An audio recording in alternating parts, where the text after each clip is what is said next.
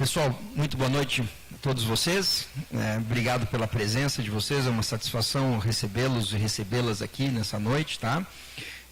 Para mais um Diálogos no LAI, para quem já participou, né?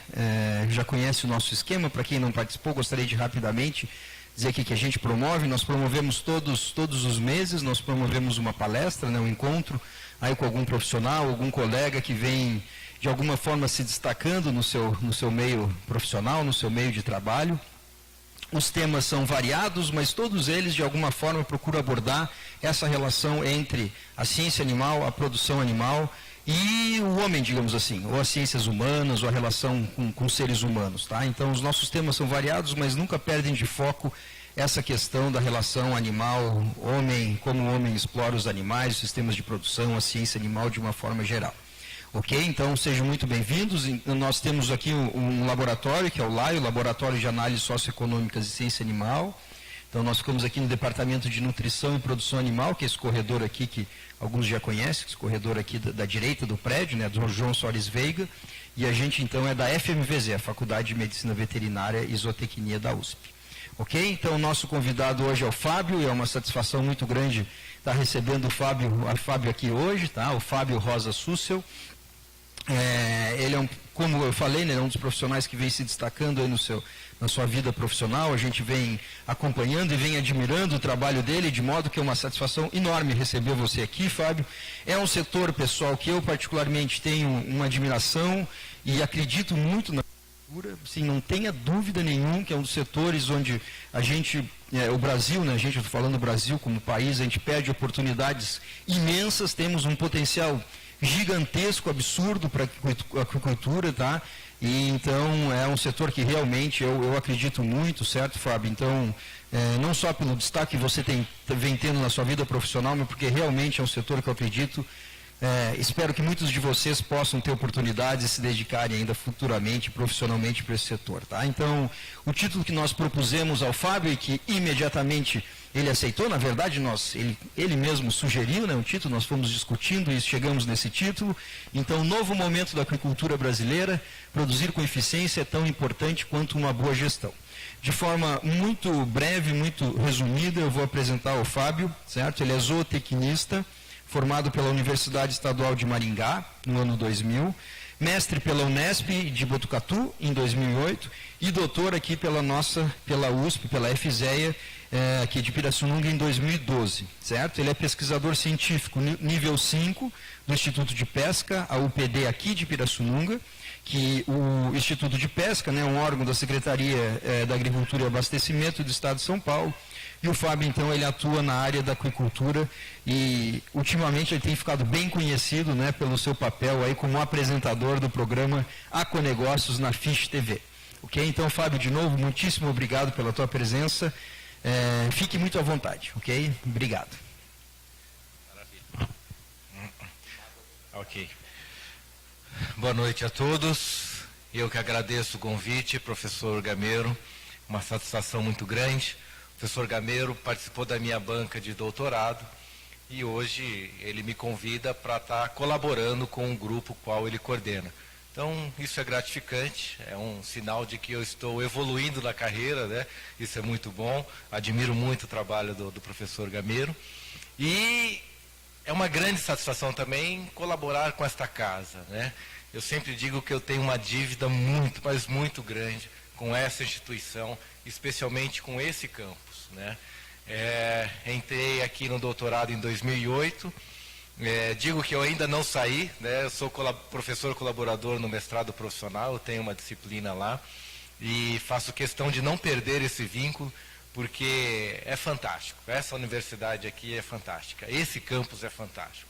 Não tenham dúvidas que vocês estudam num dos melhores campus do Brasil e talvez da América do Sul, tá?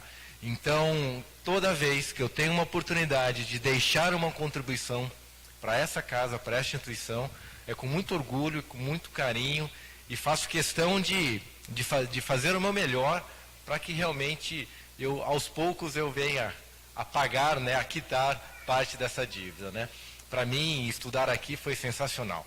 Era o meu clube de pesca, era o meu clube de esportes e o local de estudos, de excelentes professores, de excelentes oportunidades, de muitas viagens. Então foi sensacional.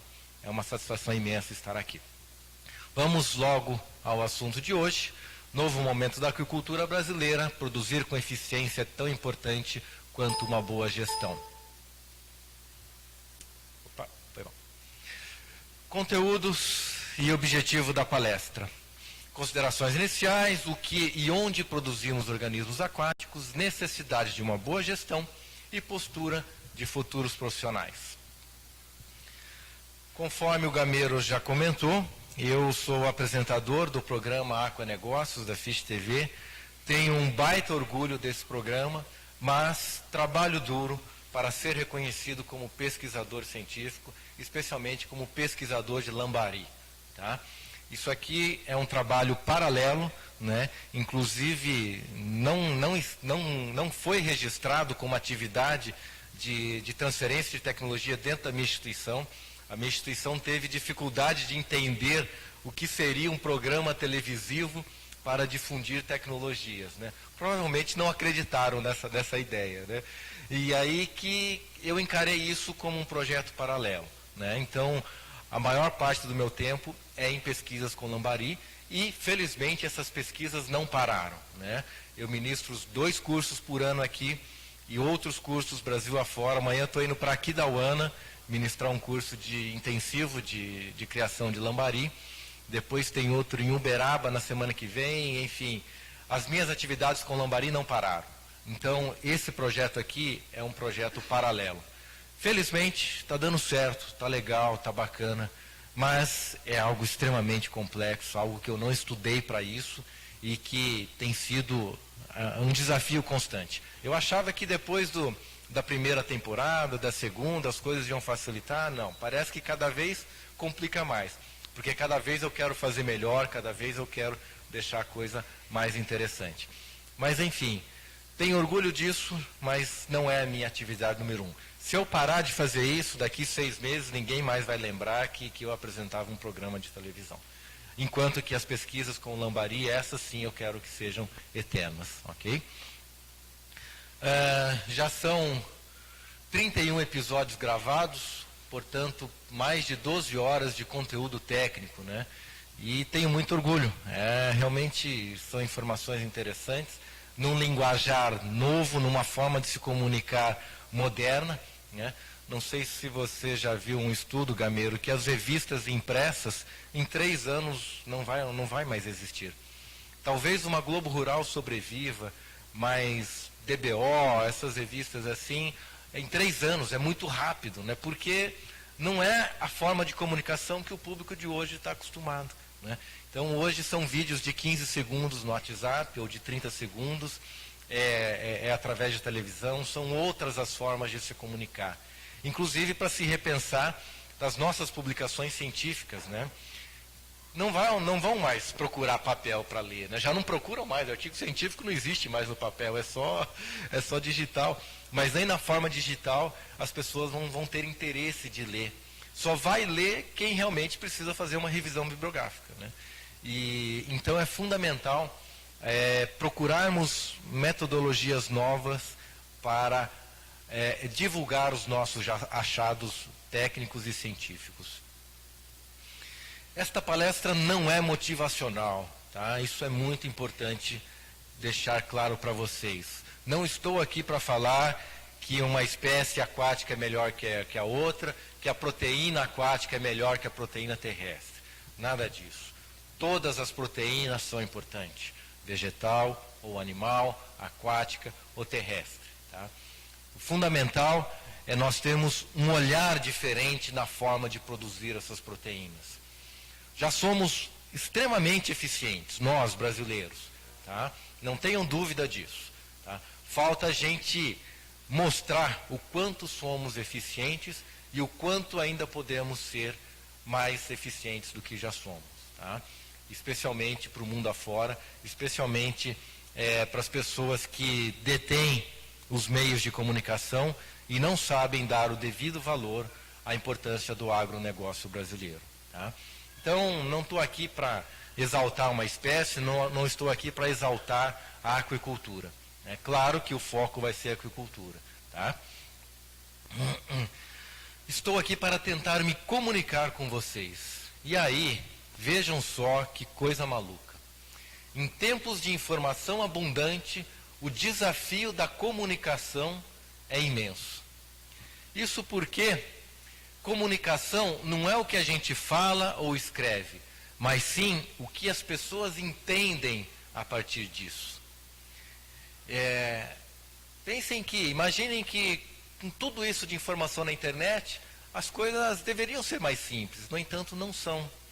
Porque as informações que lá estão possuem vários tipos de viés, possuem várias outras intenções, algumas falsas, aquelas que são verdadeiras a gente não sabe exatamente se deve acreditar ou não, e aí que o negócio fica extremamente desafiador. Né? E se eu não conseguir me comunicar com vocês?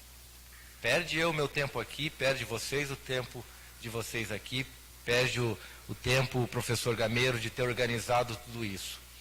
Então eu me preparei, desde ontem que eu venho organizando essa palestra, simplesmente para tentar me comunicar com vocês. São slides práticos, slides simples, não tem a citação de nenhum autor que em 1932 falou não sei o que, falou aquilo. São observações minhas, são constatações práticas do meu dia a dia, nas oportunidades que eu tenho de fazer visitas no campo, seja pelo meu trabalho em si, seja pelo meu trabalho de apresentador de TV, quando eu tenho que gravar os episódios, e junto com o meu conhecimento de pesquisador científico, eu tento formar uma ideia, formar uma opinião própria, né? E aí trazer a coisa esmiuçada para vocês refletirem sobre a mesma e, quem sabe, saírem daqui com uma visão um pouco diferente, com uma forma diferente de analisar a produção de alimentos, a produção de proteína aquática. Entrando em si, no conteúdo da palestra de hoje, o que e onde produzimos. De acordo com a Peixe BR, que é uma associação brasileira de piscicultores, e o IBGE 2017, nós produzimos tilápia em tanque escavado no oeste do Paraná, produzimos com força tambaqui e demais peixes redondos em tanque escavado, especialmente em Rondônia, mas também no Mato Grosso, Tocantins e Goiás. Produzimos tilápia em tanque-rede no noroeste do estado de São Paulo, que é para cima ali de São José do Rio Preto, né? E também no leste do Mato Grosso do Sul. Produzimos tilápia em tanque-rede no nordeste do Brasil, especialmente Bahia e no estado do Ceará. E produzimos com força camarão marinho no nordeste do Brasil. Então, para ficar mais claro na cabeça de vocês, o que produzimos em cada região. Tilápia, viveiro escavado, oeste do Paraná. Um modelo fantástico de produção em alta densidade, uso intensivo de aeradores e uso intensivo de probióticos. Tá?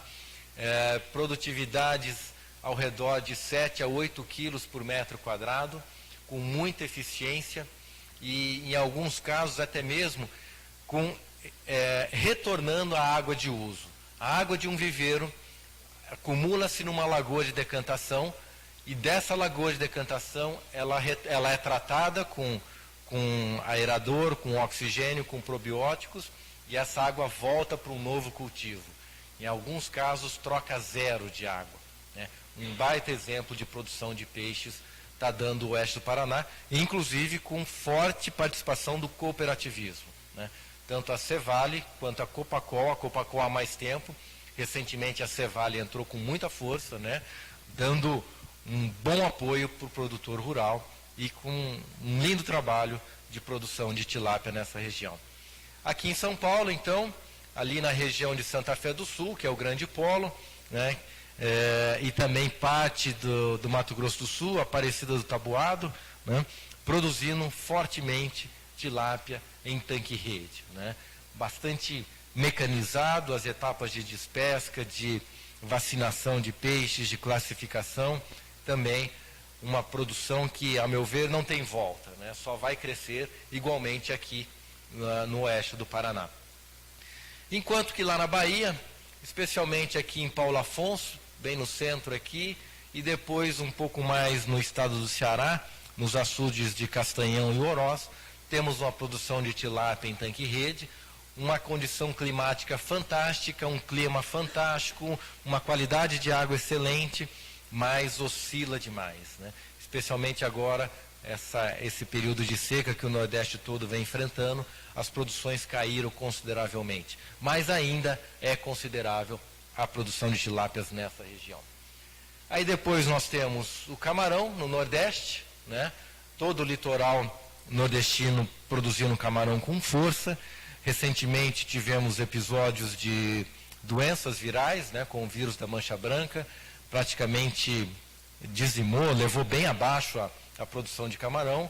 Problema que eu considero que já foi superado, um tal do mal que veio para bem, né? A partir dessa mancha branca, os carcinicultores passaram a adotar princípios de biosseguridade dentro das fazendas. Isso está sendo excepcional, porque há uma mudança completa na forma de se produzir camarão. E agora estamos voltando com muita força, que eu acredito que agora sim, com base sólida, vai crescer e ninguém segura a gente na produção de camarão. Inclusive, eu ia comentar mais no final, inclusive com produção de camarão no interior do Nordeste, né?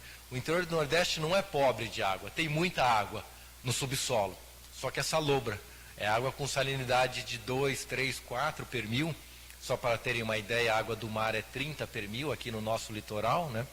Mas essa salinidade de 2, por exemplo, já inviabiliza para consumo humano, para consumo animal e para irrigação também. No caso da irrigação, ela causa desertificação do solo, mas para produzir camarão é fantástica. Por ela ter essa pequena alcalinidade, essa pequena salinidade, ela traz junto uma alta alcalinidade e alta dureza. O camarão marinho ele não precisa de NaCl, de cloreto de sódio na água. Ele precisa de um equilíbrio entre 6 íons, 6 sais. E conforme a alcalinidade e a dureza é elevada, ela traz junto esses íons que o camarão marinho precisa.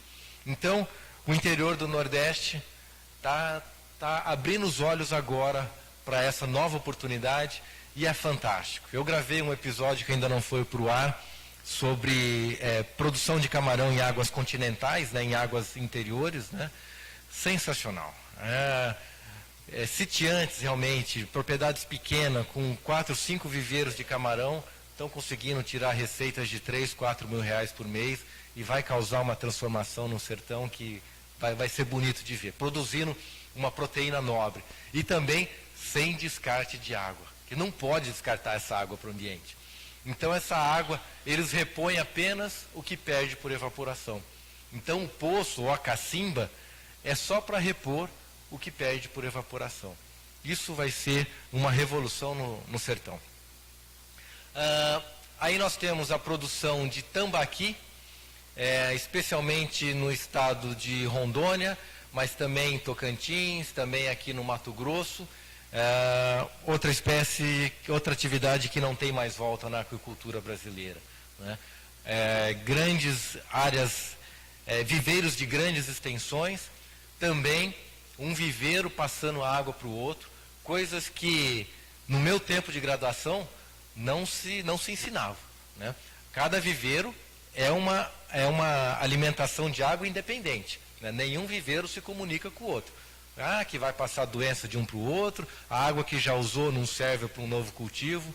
Tudo isso está indo água abaixo através de novos conceitos de produção de peixes, né? O camarão marinho também está assim, descarte zero de água. O tambaqui lá em Rondônia é zero de descarte. Tudo um viveiro em linha, todos os viveiros em linhas e um passando água para o outro e fazendo um manejo dessa água, otimizando o uso dessa água, mesmo numa região que podemos dizer que tem fartura de água doce. E além do camarão marinho indo para o interior, inclusive perfeitamente possível produzir camarão marinho aqui no estado de São Paulo, em qualquer região do Brasil. A correção daqueles 6 íons que eu falei é só questão de técnicas de cultivo, né? Daqui, fora essa semana, na outra, nós vamos ter um evento em Santa Fé do Sul, que é a AquiShow, é o maior evento de piscicultura do Brasil. E a Aquatec, que é a maior produtora de pós-larvas do Brasil, estará com um stand aqui num evento no estado de São Paulo, já de olho nesse mercado aqui do Sudeste de produção de camarão marinho. Igualmente, a tilápia pode ser produzida em água salgada e já vem sendo produzida junto com camarão lá no Nordeste do Brasil.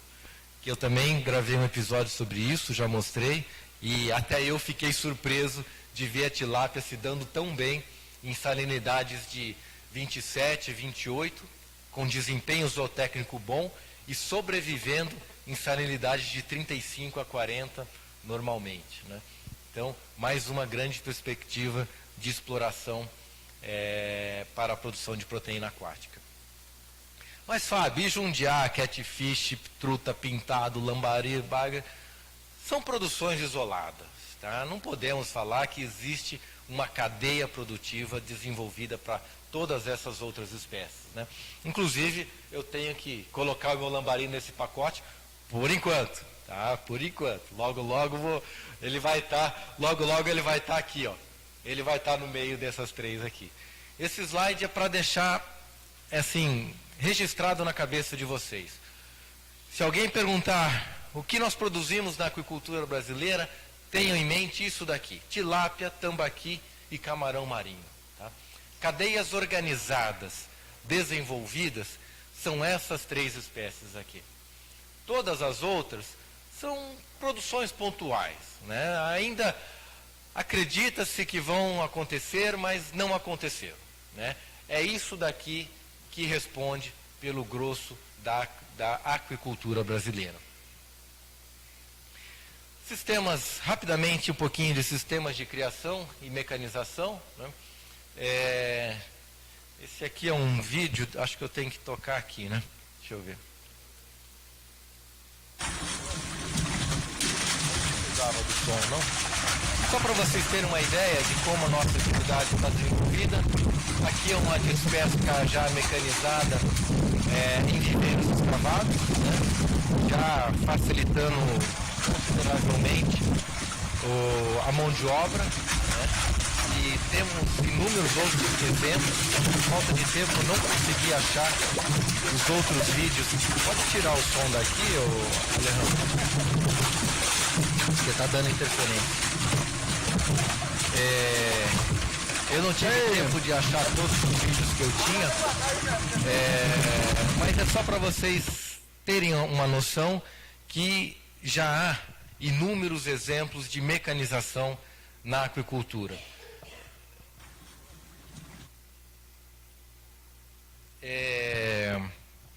Ainda não estamos automatizados, mas o passo para primeiro tem que mecanizar, para depois automatizar. Aqui já uma outra máquina um pouco mais moderna, também de despesca em tanque escavado. Infelizmente não consegui achar o vídeo que eu tinha de uma despesca em tanque-rede, mas eu tenho algumas fotos aonde a coisa já se encontra bem desenvolvida. Aqui a despesca do tambaqui em Rondônia, né? Usa-se esse cesto, tanto pode-se mergulhar esse cesto aqui dentro, onde essa rede está fechada com uma grande concentração de peixes, ou quando se faz necessário a contagem desses peixes, né? Eles são coletados por essas pessoas e colocados um a um dentro desse cesto. Eu tenho esse vídeo aqui, mas eu fiz questão de não trazer por uma questão curiosa, né? Esse dia que eu estava aqui, em Rondônia, eles estavam despescando para o mercado de Manaus. E lá, as pessoas estão acostumadas a comer peixe com all flavor, um peixe com sabor de barro, porque eles acham que esse peixe é o peixe da pesca extrativa. É aquele peixe que o pescador extrativo pesca, deixa morrer dentro da canoa, se debatendo, né? O peixe fica avermelhado, e é esse peixe que o público de Manaus quer comprar. O peixe abatido no gelo, bonitinho e tal, esse não vem de lá. E aí que esse pessoal aqui simplesmente pegava esses peixes e jogava dentro do cesto, né?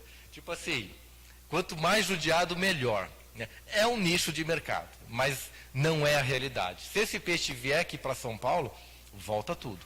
Para nós é um sabor horrível.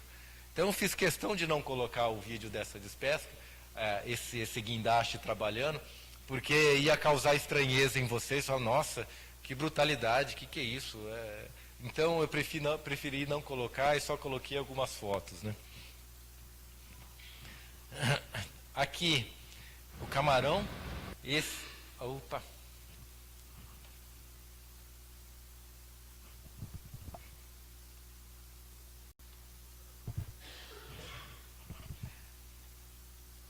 Aqui é um viveiro de produção de camarão, intensiva, produção de 350, 400 camarões por metro quadrado e agora já chegando a 700 camarões por metro quadrado. Infelizmente, enquanto eu fazia esse vídeo, os funcionários ficaram bem na frente da bica onde o camarão estava caindo. Mas tem uma tubulação de 50, né, que passa por baixo onde está esse trator e essa máquina joga o camarão aqui em cima por essa bica, aonde já cai nesses bins, né, que são caixas térmicas, aonde tem gelo à vontade. Aqui sim não pode faltar gelo. Faltou gelo aqui, perde a qualidade na hora do camarão. Aí eu coloquei um outro vídeo só para vocês verem o camarão caindo. Aqui.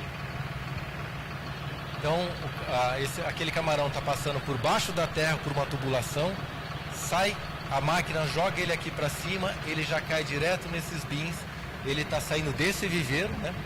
E atrás fica uma fila de trator, porque aqueles bins enchem rapidamente, e o frigorífico dessa fazenda está a 500, 600 metros aonde esse camarão está sendo despescado. Esse camarão, em menos de 2 horas, ele está congelado a menos 30 graus Celsius. É muito rápido nessa fazenda, é muito eficiente.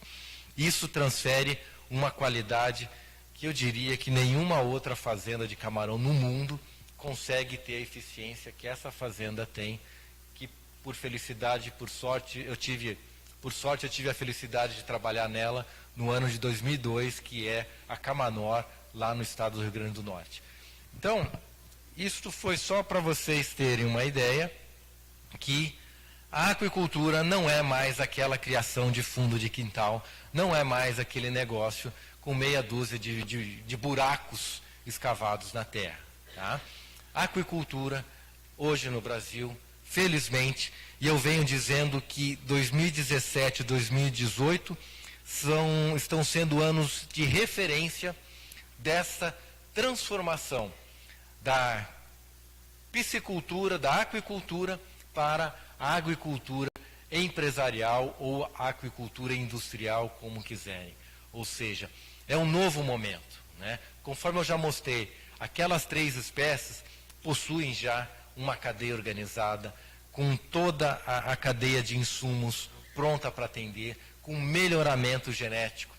Tanto tilápia, quanto camarão, quanto tambaqui, nós temos já excelentes programas de melhoramento genético em prática, né?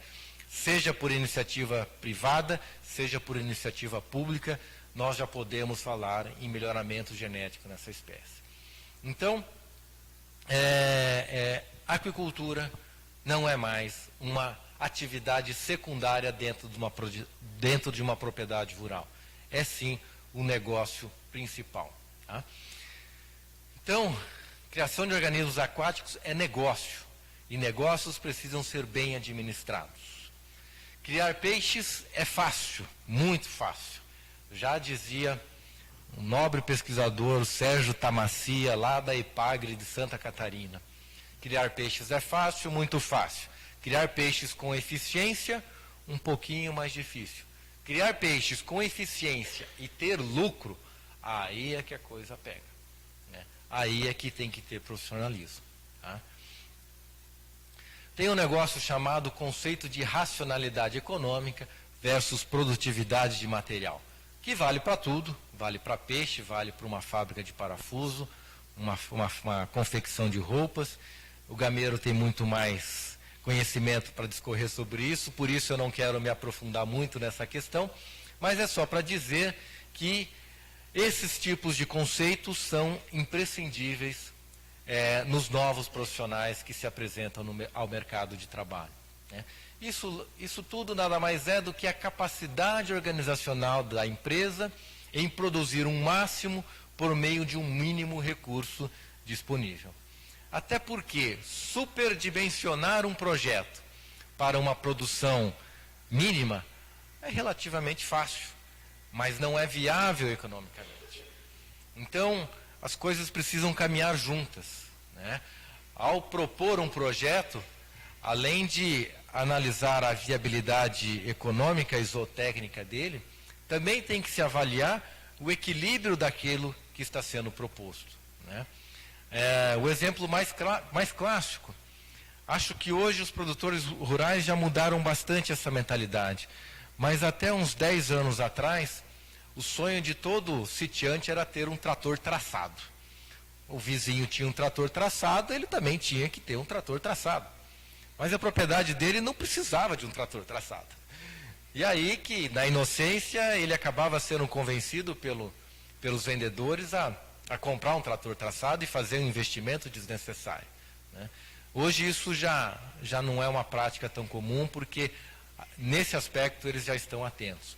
Mas nós, profissionais, é que precisamos ter isso muito bem definido na hora de dimensionar os nossos projetos. Aí que tem uma tal teoria que eu venho comentando com os produtores mais simples, né, para eles entenderem a importância da gestão dos negócios. Quando se vai iniciar um negócio aquícola, e isso na verdade vale para qualquer tipo de negócio, tipo de agronegócio, né, eu costumo dizer que 50% do êxito desse negócio é realizar uma boa prospecção técnica, né? Informações, consultar profissionais competentes, profissionais gabaritados, e o outro 50% é ir para a prática, é montar o negócio, porque é impossível planejar tudo no papel, né?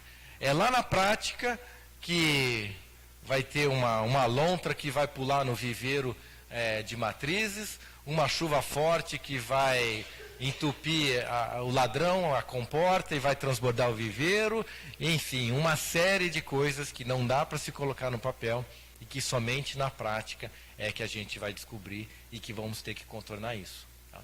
E aí que vem a parte mais importante relacionada ao assunto de hoje, que é quando o negócio já está implementado. Então, o primeiro grande desafio é implementar o negócio. Depois de implementado, 50% produzir com eficiência, tá? E 50% é gestão desse negócio, né? 2 tipos de gestão, a financeira e a gestão de pessoas, né? Me preocupa muito a forte corrente do individualismo que eu vejo nas universidades, nos movimentos estudantis, os centros acadêmicos pouco movimentados, né? Até que a Atlética eu tenho acompanhado pelo Facebook, até que está movimentando alguma coisa aí, eu gosto de ver essa movimentação. Mas fiquei muito triste, por exemplo, que a APG, que era a Associação de Pós-Graduando aqui, encerrou as atividades alguns anos atrás, né? Tinha e tenho muito orgulho de ter sido um dos sócios fundadores dessa associação. Infelizmente, por falta de envolvimento, né, com essas causas universitárias, com essas causas comuns, acabou encerrando as atividades. Lá na frente, pessoal, a gente vai precisar lidar com pessoas. E são esses movimentos estudantis que nos proporcionam oportunidades de vivenciar e de aprimorar essas técnicas de relacionamento interpessoais, né? Então, é fundamental ter um olho no negócio, um olho na parte financeira e o outro olho na parte de gestão. Quando eu fui trabalhar com camarão lá no Rio Grande do Norte, Eu sempre tive cara de moleque, mas com 24, 25 anos, tinha mais cara de moleque ainda, era mais magrinho, agora eu já não sou mais magrinho, né? Mas eu cheguei para coordenar em torno de mais ou menos uns 50 peões, a espião mesmo, né? Em uma das fazendas, para vocês terem uma ideia, eles passavam na guarita, tiravam a peixeira e jogavam no canto. Faziam um monte de peixeira no cantinho da guarita, que não podia entrar com a peixeira no trabalho. Então, não era pessoa simples de se relacionar. E lá eles me chamavam de galego, né, que eu não tenho nada a ver de galego, ou japonesinho, né? O japonesinho galego, o paulista, né? E aí, como é que eu vou dar ordem para peão? Né? E não era 2, 3, era 50, dividido em 4 turmas, né? Mas em torno de 50 peões, né? Então, confesso que na primeira semana foi um baque. Mas sempre me envolvi com a associação de estudante, representante discente no colegiado, organizava festa e tal. E eu não tenho dúvida que isso me ajudou muito nesse tipo de situação que eu encontrei lá no Nordeste. Então, é muito importante, pessoal, reflitam sobre essa questão de relacionamento universitário. Eu nunca esqueço, no meu trote, a primeira semana de aula lá em Maringá, talvez o professor Gameiro conheça Antônio Schacker Elmamari Neto, o neto da terra agropecuária. Ele fala muito em economia, em administração, acho fantástico, né? E eu passei a ter admiração por ele lá na graduação, lá nessa primeira semana, que ele era o líder do trote, ele que coordenava. E lá ele disse, né? Passe pela universidade, não deixe que a universidade passe por você. Aquilo me marcou muito e eu levei aquilo muito a sério e fez toda a diferença na minha formação. Então, veja a importância da gestão dos negócios, da gestão financeira e de pessoas para o êxito do negócio. Já não adianta se dedicar somente lá na qualidade do peixe, na qualidade da água, na qualidade da ração. Isso aí ajuda, é bom, mas é só 50%. Se não tiver um olhar na parte administrativa, não vai dar certo, né? Tem pessoas que têm mais aptidão para produzir, tem pessoas que têm mais aptidão para vender, para negociar, né? Aqueles que não conseguem ter o equilíbrio das duas coisas, então tem que se aliar a pessoas que complementam essas informações.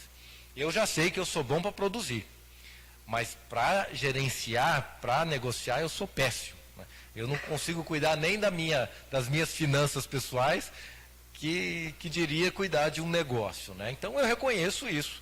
Se um dia eu abrir um negócio, eu preciso me juntar com alguém que seja bom em administrar a parte financeira do negócio. Produzir eu me garanto, mas administrar não é a minha praia. Isso eu reconheço. Eis então que o nome do jogo passa a ser gestão, tá? Em tempos atuais, isto é fundamental. Por mais óbvio que isto possa parecer para nós, no campo não é bem assim. Ainda existe considerável barreira no campo, quando o assunto é administração, controle de caixa e etc. Costumo dizer que os negócios rurais devem ter o mesmo rigor que os negócios urbanos. E nem sempre foi esse o entendimento do produtor rural, porque sempre teve gordura para queimar, sempre foi muito rentável, muito lucrativo as atividades primárias. E hoje já não é mais. Hoje a competitividade está geral. Então, se não fizer bem feito, se não tiver atenção a essa questão administrativa, a chance de dar errado é grande. E aí, o pior, né? Quem não gosta de fazer controle financeiro dos negócios rurais, demora para descobrir que o negócio está dando prejuízo. Aí, quando descobre, já é tarde demais. E uma outra coisa muito importante, que eu acho que eu não coloquei em nenhum slide aí, é relacionado à questão das vaidades, né? Não dá mais para criar isso ou para plantar aquilo porque é bonito, porque acha legal. É negócio, tá? O pecuarista faz conta. O arrendamento para cana está pagando quanto? Criar boi vai pagar quanto? Quem dá mais, leva. Né? Não dá para... Não, eu não vou deixar de criar boi para plantar cana na minha fazenda. Isso eu não aceito. Não, gente, é negócio. Não dá para ter esse tipo de vaidade de querer plantar ou de querer produzir espécies ou animais que acham bonito. Né? Isso não dá. Já dizia o meu professor de equinos na graduação, cavalo não é hobby. Quem entra no cavalo como hobby leva prejuízo. Né? Cavalo custa para ter ou para se criar. Ou você encara como negócio e faz daquilo um negócio, ou nem começa. Então, isso vale para todas as culturas. Né? É negócio e ponto final. Não há mais espaço para amadorismo, não há mais espaço para primeiro produzir e depois ver para quem vender. Né? Tem que estar tudo muito bem planejado, muito bem amarrado previamente. E qual a postura que se espera dos novos profissionais? Acima de tudo, disposição para isso daqui, ó. Agir fora da nossa zona de conforto. Tá? Nossa zona de conforto está aqui, aonde a mágica acontece está aqui. Não tem para onde fugir, meus amigos, não tem. Debaixo das asas dos nossos pais, com a roupinha passada, comidinha no prato, dificilmente vai acontecer alguma coisa sensacional na carreira profissional de vocês.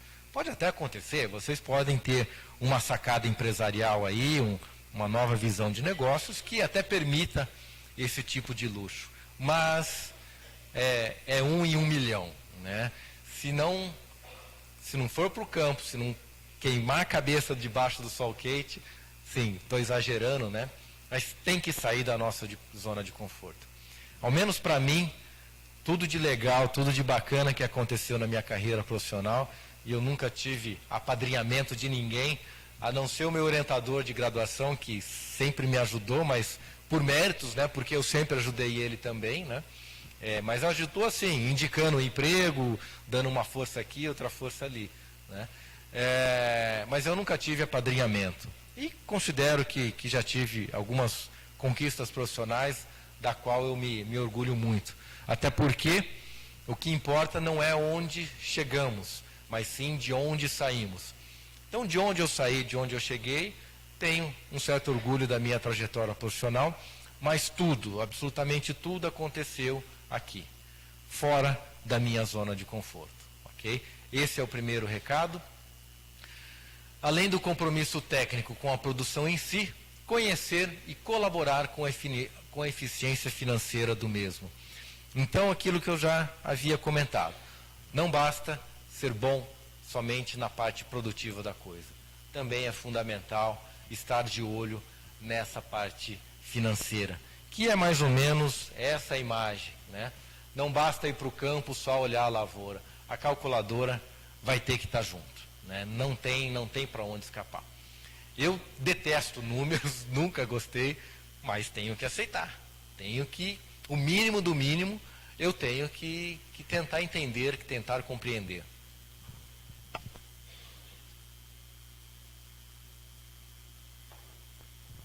Essa frase acho muito interessante. Os hectares mais importantes de uma propriedade rural são, na verdade, os 4 ou 5 metros quadrados do escritório da fazenda. Né? Esse Luiz Carlos proferiu essa fala numa palestra na Exalc, e eu achei sensacional, porque é tudo que eu não gosto. Né? Eu sou do campo, eu gosto de estar lá dentro do viveiro, passando a rede, pegando peixe, mexendo com a coisa. Mas se eu estiver lá, eu não vou estar olhando a coisa por fora, olhando a coisa por cima e tentando tornar a coisa mais eficiente. Né? Nesse mesmo primeiro emprego meu lá no Camarão do Nordeste, eu nunca esqueço a gerente que me contratou, Marisa Sonerrara, uma japonesa baixotinha assim, mas toda valentona. Tipo no segundo mês, não mais do que no segundo mês, em uma determinada situação eu precisei descer lá na comporta junto com os peão lá, ajudar, e até na minha intenção, na minha cabeça era assim, eu vou mostrar para esses caras que eu também sei fazer o que eles fazem, que eu também tenho força para fazer isso. De repente eu eu ganhe mais confiança deles. Mas, na verdade, foi uma situação de emergência lá que precisou eu estar junto com eles lá fazendo força, né? Essa gerente chegou de carro lá, me viu, na frente de todo mundo: Fábio, eu não contratei você para ser peão, não. Você é para ser técnico, sai daí já. Eu fiquei puto de raiva, né? Falei, nossa, como é que ela me dá uma bronca assim na frente de todo mundo, né? Mas no fundo, ela tinha razão e não era pouca. Depois de um tempo eu entendi a postura dela e nunca mais eu ajudei o funcionário. Claro, em alguma situação sim, mas nunca mais tive essa atitude de querer mostrar serviço, mostrar que eu sei fazer, fazendo força junto, né? A minha função era outra, minha função era estar coordenando a coisa de cima, né? Então, também não esqueçam desse detalhe. O escritório da fazenda pode ser a parte mais produtiva da fazenda. Por fim, tenho orgulho da chancela USP em vossos currículos, mas sejam humildes, tá?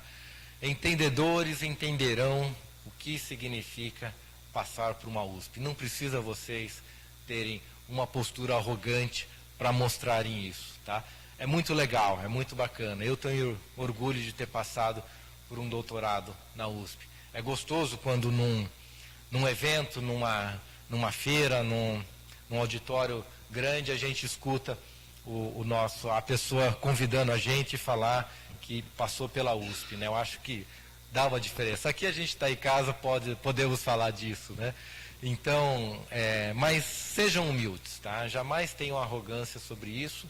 E na verdade, uma coisa muito importante, vocês têm missão dobrada, porque tem que justificar essa chancela USP, né? Então, o compromisso tem que ser maior do que uma eventual arrogância. Em tempos onde o individualismo tem sobressaído sobre o coletivo, eu tento resumir aqui algo que eu escrevi na minha tese de doutoramento, que é mais ou menos isso. Conhecimento nos leva a pessoas, pessoas nos leva a lugares, lugares a mais pessoas, que nos leva a oportunidades, e a mais conhecimento, e a mais pessoas, e assim por diante, tá? Isso não tem volta. Já fazem 8 anos, 2012, não, 6 anos, que depois de escrever a tese, eu tomava umas doses de uísque, ia lá, ia escrever os agradecimentos e tal, e consegui escrever algumas linhas disso. Achei que ficou muito legal, gostei muito, e tem sido uma grande verdade. Aproveitem as oportunidades, aproveitem os professores que aqui tem, e uma coisa vai puxando a outra, né? Por isso a importância dos relacionamentos interpessoais, tá? Uma coisa puxa a outra, e aí parece que tudo fica mais leve. Não que fica mais fácil, fica mais leve, e aí vocês vão entendendo a marcha, né? Na minha graduação, no convite lá de formatura, eu coloquei aquele trecho da música do Renato Teixeira, né? Que ficou imortalizado na voz de Almir Sater, né? Aquela música: ando devagar porque já tive pressa, levo sorriso porque já chorei demais. É preciso viver a vida e compreender a marcha, né?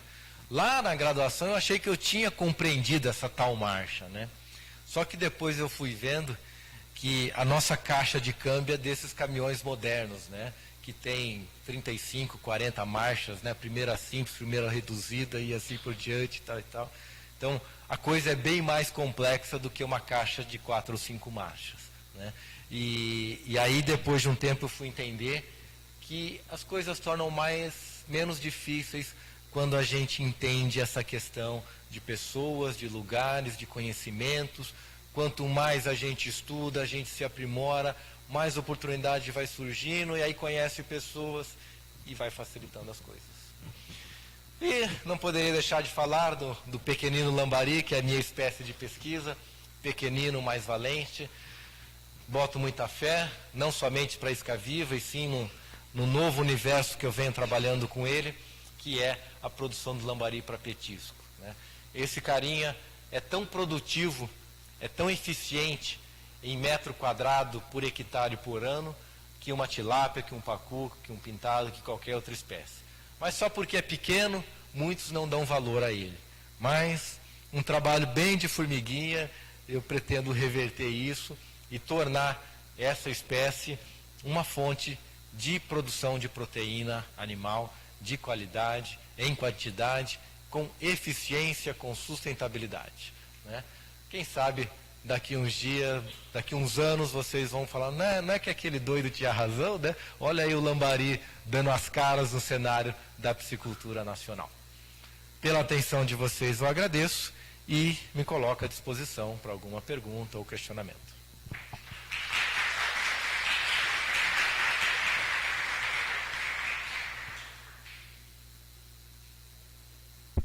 Alô? Muito bom, Fábio. Muito obrigado pela sua fala, por compartilhar com a gente, né, toda a sua experiência de vida, né? Enfim, isso aí tem um valor importantíssimo para nós hoje em dia, né? Nem sempre dentro da universidade a gente tem muito espaço, porque a gente chama de soft skills, né? Então são essas habilidades que são muito relacionadas à pessoa em si, né? Não são habilidades teóricas, coisas que geralmente a gente estuda, a gente aprende nos bancos escolares, né? Mas que fazem toda a diferença para a gente na vida profissional, né? O sucesso hoje em dia está muito relacionado a essa soft skill, como a gente fala, né? Essa capacidade de relacionamento, de escutar, de ouvir, de gerenciar, isso é muito importante. Então, muito obrigado, Fábio. Eu tenho algumas perguntas, mas eu gostaria de primeiro passar para os colegas. Vocês gostariam de fazer alguma pergunta, algum comentário? Perguntas? Sim, colega. Deixa eu só falar uma coisa para vocês, pedir para vocês, tem que falar no microfone, porque a gente está filmando, tá? Se não falar no microfone, a gente não consegue pegar no vídeo. Então, realmente tem que falar no microfone. Boa noite, Fábio. Eu sou o Roberto, do 4º ano de zootecnia, e eu acompanhei um pouco do seu trabalho em relação ao desenvolvimento da máquina evisceradora de lambari. Eu queria saber um pouco mais da informação a que pé que anda, o nível de comercialização dessa máquina, porque eu percebi que a repercussão que ela teve a nível nacional foi bem grande. Tiveram no lançamento diversas pessoas de vários lugares do Brasil. Queria saber como que está agora o panorama da máquina. Roberto, né? Roberto, muito oportuna a sua pergunta, porque tem a ver com essa finalização que eu deixei aí, que eu quero fazer do lambari um produtor de proteína expressivo, né? Eu tinha comigo, num primeiro momento, que desenvolver uma máquina para eviscerar o lambari resolveria o problema do lambari para petisco. Uma pessoa sozinha no dia, ela consegue limpar no máximo 20 quilos de lambari. 20 quilos de lambari comercialmente não é nada. Você não vira um negócio com esses 20 quilos e não tem lógica você contratar 10 pessoas para fazer 200 quilos por dia. É insano ficar 3 meses, 1 ano limpando o lambari o dia inteiro, né? Tivesse que dar um castigo para presidiário e botaria ele para limpar lambari.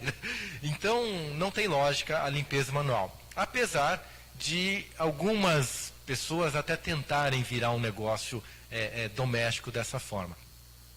E aí que eu consegui desenvolver essa máquina. Na verdade, eu não tenho nenhum conhecimento de engenharia, né? Engenharia mecânica, mas eu tive uma participação fundamental em convencer uma empresa a desenvolver um equipamento industrial, que não é uma máquina construída com pé de vela de bicicleta, carburador de Fusca, é um equipamento industrial. Então, a minha grande participação foi convencer essa indústria, que é a Branco Máquinas, a desenvolver o equipamento, dando as ideias iniciais de como eu achava que ele deveria funcionar. Entre um protótipo 1 e um protótipo 2, chegamos no protótipo final, do qual, gentilmente, a empresa cedeu para mim o direito de patente, né, que como pesquisador isso contaria para mim, e quando eu solicitei isso para eles, falaram, não, a máquina é sua, pode patentear em seu nome sim. E aí que fiquei como o inventor da máquina. E aí que eu fui ver que eu tinha acabado de criar um baita de um novo problema, né? Porque o que nós temos no lambari, para petisco, é demanda. E demanda é diferente de mercado, né? E o grande desafio meu agora, como pesquisador científico, é transformar essa demanda em mercado. E está aí uma questão que eu não estudei para isso, eu não me preparei para isso. E então o que eu que eu venho tentando usar as ferramentas que eu tenho em mão, que é o marketing, que é a televisão, que é fazer o oba-oba para tentar fazer a roda girar, né? Nós temos uma roda grande que ela está quase dando uma volta completa já. A hora que ela der essa volta completa, eu acho que ela vai começar a embalar. Mas é muito desafiador. Nós temos um lambari da pesca extrativa atuando fortemente, atrapalhando esse começo de trabalho. Nós temos uma fiscalização sanitária deficiente, retrógrada, e que não quer deixar nós produzirmos alimento, uma dificuldade absurda para se tirar um selo de inspeção estadual, né? Os técnicos não têm preparo nem para um frigorífico de tilápia, o que dirá para um frigorífico de lambari, né? E aí que eles pedem as mesmas exigências de um frigorífico de frango para uma mini planta para se processar o lambari. Isso é muito desanimador, deparar com inúmeras situações, a qual eu até tento intervir, sendo eu da Secretaria da Agricultura, mas é de difícil entendimento.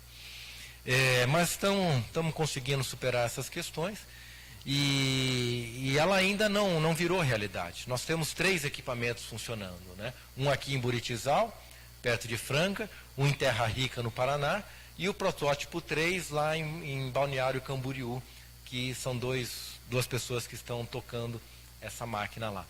Então ainda não é realidade. E eu estou nessa luta aí, tentando fazer a coisa acontecer. Tipo, vou para Aquidauana amanhã, vou descer em Campo Grande, estou levando 10 quilos de lambari na caixa de isopor, entregar para o empresário lá em Campo Grande, para ele divulgar isso nos bares lá, para tentar transformar essa tal demanda em mercado, né? E aqui no estado de São Paulo, várias iniciativas também. E tem um pouco de oba-oba? Tem. Mas são as ferramentas que eu vejo ao alcance, né? O novo desafio agora eu estou em contato com a secretária da Ana Maria Braga para tentar ir lá no programa dela falar do lambari para petisco, que eu desenvolvi a máquina, para fazer mais um oba-oba e fazer essa roda girar, né? Então, a realidade é essa. Temos 3 máquinas funcionando, algumas à escondida, né, por causa do selo, né? A gente não consegue trabalhar de forma agressiva no mercado porque não tem o selo. E aí tem que ficar tentando descobrir, tentando tirar uma fotografia desse mercado. Qual que é a demanda, qual que é a quantidade que querem comprar, quanto querem pagar e assim por diante, né? Desculpa a resposta longa, mas é que... Foi excelente, esclarecedora, muito bem. Mais alguém gostaria de fazer alguma pergunta? Vou passar para a Suelen e depois você, tá? Olá, excelente palestra. Eu gostaria de verificar com você 2 situações. Eu venho da indústria PET, né? Trabalhei um tempo com nutrição também para aquacultura, né? O que a gente reparava bem na parte de indústria é que tinha uma sazonalidade muito grande. Então, você produzia muito durante 6 meses do ano, a ração, que era na parte de primavera e verão. Perfeito. Onde, principalmente, o tilápia tanque-rede comia muito, né? Porque o que nos falavam realmente os técnicos, os veterinários que acompanhavam isso, é que quanto mais quente a água, mais o peixe vai estar aguçado para estar comendo, né? Então, ele vai estar agitado e também tem que ser, principalmente, tanques-redes que são colocados em braços de rio, é complicado porque leva a ração, enfim. Então, é muito melhor você estar fazendo o tratamento desses peixes, né? Alimentação em tanques escavados, mas a rede. Certo. E aí a gente percebia que começava a decair. Realmente, no inverno, não havia produção de forma alguma de nenhuma categoria de ração para peixe. Quando os proprietários, enfim, os empresários, eles fazem essa contagem, ou seja, eles fazem esse planejamento durante o ano, ok, eu vou ter 6 meses de uma produção muito grande, esse peixe vai ganhar peso até muito rápido, e no inverno ele vai diminuir o consumo e vai demorar mais para se pegar o peso que ele é vendido, né? eles fazem esse cálculo, eles fazem esse planejamento a longo prazo, para, obviamente, equilibrar todas as suas finanças ou os planejamentos futuros que eles têm? Fazem. Hoje sim. Hoje a coisa já está equalizada, né? O momento agora, por exemplo, não é de ter peixe gordo no viveiro, né? Então, faz a estocagem de peixes menores, para esse peixe passar o inverno aí de boa, aqui na nossa situação de estado de São Paulo, né?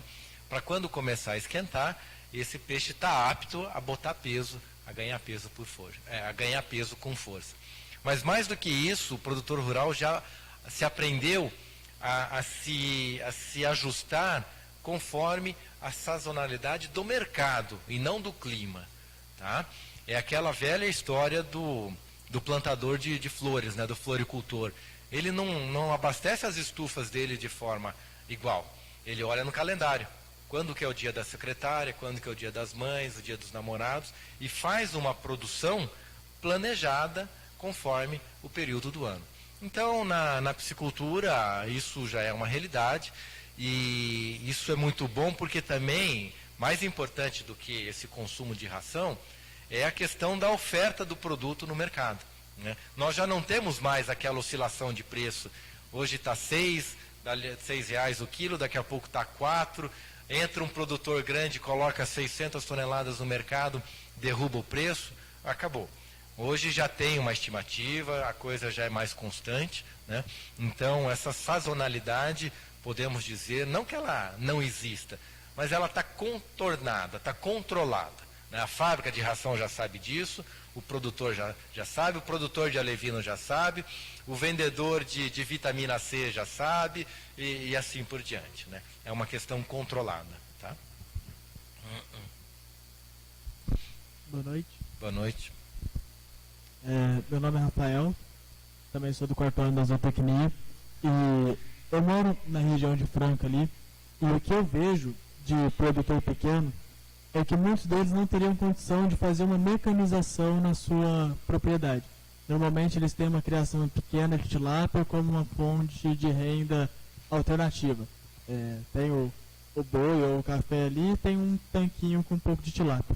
Você acha que pode ser viável uma mecanização em um grau menor para esse produtor, a fim de que ele possa aumentar a produção e, quem sabe, se tornar um produtor de um maior calibre, um maior porte? Sim, não que a mecanização seja o caminho para isso. Ele pode ser grande e não necessariamente estar mecanizado. Além do mais, existe a questão da piscicultura familiar, que deve e é fundamental que continue existindo, né? É muito importante essa produção familiar, é uma atividade que gera renda e que principalmente fixa as pequenas famílias no campo. Isso é muito importante. Então, provavelmente essa piscicultura familiar não tem muita lógica ser mecanizada, né? Mas algumas etapas são simples de se mecanizar. A principal delas seria o fornecimento de ração, né? Hoje há equipamentos comerciais, por exemplo, para se tocar com uma moto que puxa uma caçamba que comporta 4 sacos de ração, né? Qualquer moto aceita essa adaptação. E para montar um equipamento desse, eles montam isso com aquele soprador de folhas, né? Que eu falo que aquilo lá não é vassoura, tem uns que chamam de vassoura, né? Aquilo lá para mim é fazedor de poeira, né? Eu detesto. Lá na cachoeira a prefeitura vai lá, a poeira que está quietinha no chão, eles fazem questão de jogar ela para cima toda, nesse tempo seco, é uma beleza, né? Então, eles usam aquele soprador para soprar a ração, numa adaptação muito simples, é possível imaginar como isso funcione, né? Então, é um caminho sem volta na piscicultura comercial, né? Toda a piscicultura comercial hoje possui alguma etapa mecanizada, especialmente o fornecimento de ração. Outras etapas, naturalmente, vão se mecanizando por uma questão de eficiência. É essa. Não é porque tem que mecanizar, e sim tem que se tornar mais eficiente, né? Então, a piscicultura familiar não há uma necessidade de mecanizar, deve existir, devemos fomentar, devemos incentivar, não só a piscicultura familiar, mas como qualquer outra produção familiar. Agora, quando o negócio é comercial, aí a visão é diferente. Agora, se uma piscicultura familiar enxerga a necessidade de mecanizar porque quer tornar aquilo uma atividade mais profissional ainda, então o caminho é esse, né? Tem que se dedicar a isso. Mais perguntas, colegas? Eu queria aproveitar essa última pergunta para fazer uma que é muito importante, que eu acho que é muito importante, que é o seguinte. Bom, primeiro uma coisa que eu achei interessante, das várias coisas, Fábio, é que você trouxe assim, de cara quais são as 3 espécies que se consolidaram em termos empresariais. Então, eu achei uma pergunta que ficava muito no ar há uns 10, 15 anos atrás. Qual que vai dar certo, qual que vai para frente, qual que vai estabelecer. Então, você já trouxe de cara o que seria uma das minhas perguntas, né? Então, está bem claro, tambaqui, a tilápia, o camarão. Mas a minha pergunta que está relacionada a isso é o seguinte, que a gente sempre ficava imaginando, né, qual seria o grande agente coordenador dessa cadeia. Porque as cadeias agroalimentares que funcionaram, porque tem um agente coordenador forte. Geralmente é uma agroindústria, em alguns casos é empresa de insumos, mas geralmente é agroindústria, né? Então, a minha pergunta é, quem tem sido esse investidor?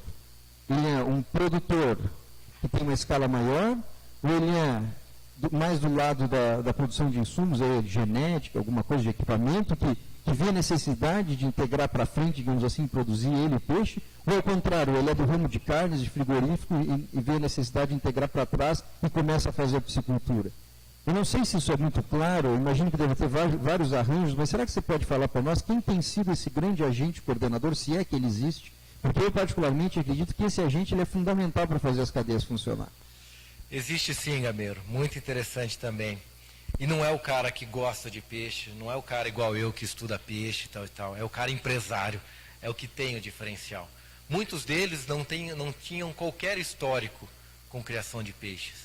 A Aquabel, que é a maior empresa produtora de alevinos de tilápia, que investe fortemente em melhoramento genético, que foi comprada 60% dela acho que foi comprada por 30 milhões de dólares, né? Então, era uma empresa do ramo do arroz, né? O fundador dela sabia plantar arroz, fez agronomia na UEL, se eu não me engano, e o que ele sabia bem era plantar arroz, mas tinha visão de empresário, né? Os grandes cases das grandes indústrias não são peixeiros, eu costumo dizer, são empresários, né? E aí, por trás disso, pouca atuação governamental. O governo mais atrapalha do que ajuda, infelizmente. Recentemente, o Instituto de Pesca se juntou a alguns parceiros aqui no estado de São Paulo e tem feito um excelente trabalho e dando a sua contribuição como órgão governamental. Não é porque é minha instituição, não, eu estou puxando o saco. Não, realmente fez a parte de instituição e isso culminou a publicação do Decreto Paulista da Aquicultura em novembro de 2016. Então foi uma contribuição decisiva essa questão. Mas a cadeia da aquicultura brasileira caminha por iniciativas pontuais de empresários que se juntam, que trazem tecnologias, que vão para o exterior e trazem novos modelos de produção e a coisa vai aperfeiçoando. Então, os agentes, eu diria que são empresários que se dedicam ao negócio, que acreditam, que apostam e que tentam fazer a coisa acontecer. Era isso? Exatamente isso. Os outros grandes, das outras ramos de carne ainda não se interessaram ainda para valer, né? Somente a Copacol e a Cevale, né? São cooperativas que já têm grande tradição nos suínos e em mas os tradicionais não, né? Os grandes tradicionais ainda não... Não, o JBS sinalizou alguma vez aí, mas não se concretizou, né? Mas o grande exemplo aí seria a Copacol e a Cevale, mas muito pontual. No Paraná, né? É só ali no oeste do Paraná. Né? Muito bom. Mais alguma pergunta, colegas? Não? Bom, se não temos mais perguntas, Fábio, só nos resta agradecer mais uma vez aí a sua visita, a sua contribuição, foi extremamente importante para nós. Espero que tenha atendido. Eu sou um cara que está aí no seu Oba-Oba do Lambari, né? Porque ele me convidou para ser da banca da tese dele, eu peguei assim, deve ser uma coisa de... A professora Beth até me falou, né? Você pode participar de uma banca? Posso. Estou imaginando tilápia, camarão, né? Tipo assim, lambari, pô, o cara pesquisa lambari, sério. Tá vendo o preconceito, pessoal? Lambari. Mas o que eu queria dizer é que eu acho formidável isso, porque na verdade é aquela história, quem faz a hora não espera acontecer, né? Os grandes empreendimentos, os grandes negócios surgiram de ideias assim, de pessoas que acreditaram numa coisa, que foram atrás, que batalharam, né? Então é importante a gente arriscar, a gente tentar inovar, a gente acreditar, né? Então, eu tenho certeza que Lambari vai dar certo um dia. Eu vou me lembrar, né? Vou ter a tua tese guardada lá como uma lembrança disso, né? Fui da banca de doutorado dele. Então, muito obrigado, Fábio, pela tua contribuição, a gente ficou muito contente. Obrigado, pessoal, pela participação de todos vocês aqui, ok? Antes de ir embora, não esqueça que a gente tem que tirar nossa foto tradicional, a gente tem que tirar uma foto. Legal, aqui, legal. Então, por favor, venham aqui para a gente tirar uma foto e mais uma salva de palmas aí, agradecendo o Fábio. Obrigado, Fábio.